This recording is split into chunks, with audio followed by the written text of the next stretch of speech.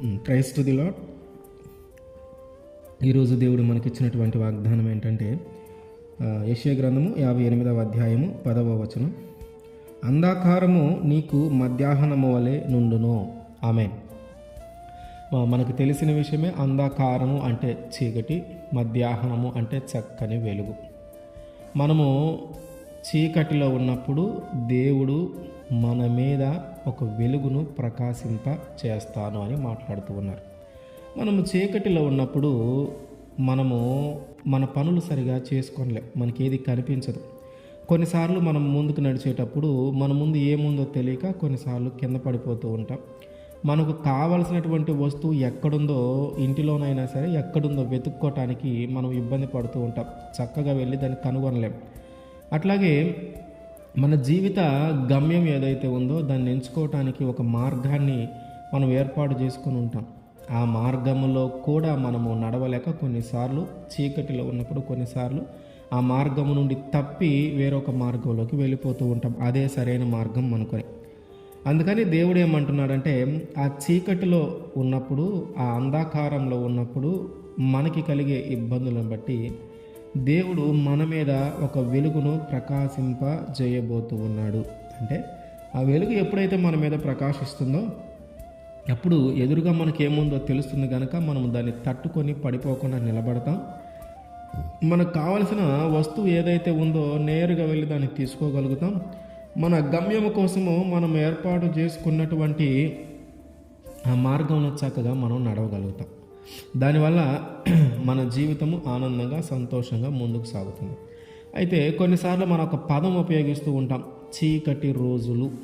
ఆ చీకటి రోజులను మళ్ళీ మనము జ్ఞాపకం చేసుకొనకూడదు, ఆ చీకటి రోజుల గురించి మళ్ళీ మనం ఆలోచించకూడదు అంటాం.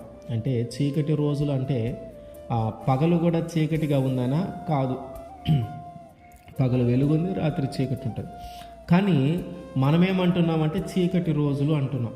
ఆ చీకటి రోజులని ఎందుకు అంటున్నామంటే, మనము ఆ రోజుల్లో మనం అనుభవించినటువంటి బాధలు, మనం అనుభవించినటువంటి శ్రమలు, మనం అనుభవించినటువంటి కష్టాలు, మనం అనుభవించినటువంటి వ్యాధులు, ఆనందం లేక, సంతోషం లేక, దుఃఖముతో, ఏడుపుతో ఉన్నటువంటి రోజులు అని అర్థం. ఒక మాటలో చెప్పాలంటే మనము కష్టకాలంలో ఉన్నదని అర్థం. అయితే దేవుడు అంటూ ఉన్నాడు, ఆ చీకటి రోజులు కానీ ఒకవేళ ఇప్పుడు మనం అనుభవిస్తూ ఉంటే ఆ చీకటిని మీ జీవితాల నుంచి తీసివేసి, ఆ చీకటిని మీ జీవితాలలో నుండి తరిమివేసి ఒక నూతనమైన వెలుగును మీ జీవితాలలో నేను ప్రకాశింపజేయబోతూ ఉన్నాను అని. అంటే ఇన్ని రోజులు ఏడుస్తూ ఉన్నాం కదా, ఇన్ని రోజులు దుఃఖపడుతూ ఉన్నాం కదా, ఈ చీకటి రోజులు ఎప్పుడు పోతాయి మనకి అని అనుకుంటూ ఉన్నాం కదా. ఇప్పుడు ఆయన ఏం చేయబోతూ ఉన్నాడంటే వెలుగును మన మీద ప్రకాశింపజేస్తూ ఉన్నాడు కనుక ఆ వెలుగులో నీ యొక్క రోగం పోతుంది, నీ యొక్క వ్యాధి పోతుంది, నీ యొక్క బాధ పోతుంది, నీ యొక్క శోధన పోతుంది, నీ యొక్క శ్రమలు పోతాయి, నీ యొక్క కష్టాలు పోతాయి. దాన్ని బట్టి ఏం జరుగుతుంది? ఆ వెలుగు మన మీద ప్రకాశించటాన్ని బట్టి మనం అనుభవిస్తున్న కష్టాలన్నీ తొలగిపోతాయి కనుక మనకి ఆనందము, సంతోషము దేవుడు ఏర్పాటు చేస్తాడు ఆ వెలుగు ద్వారా. మనం గమనిస్తే ఇశ్రాయేలు ప్రజలు రాత్రి పగలు రెండు సమయాల్లో నడుచుకుంటూ వెళ్ళారు.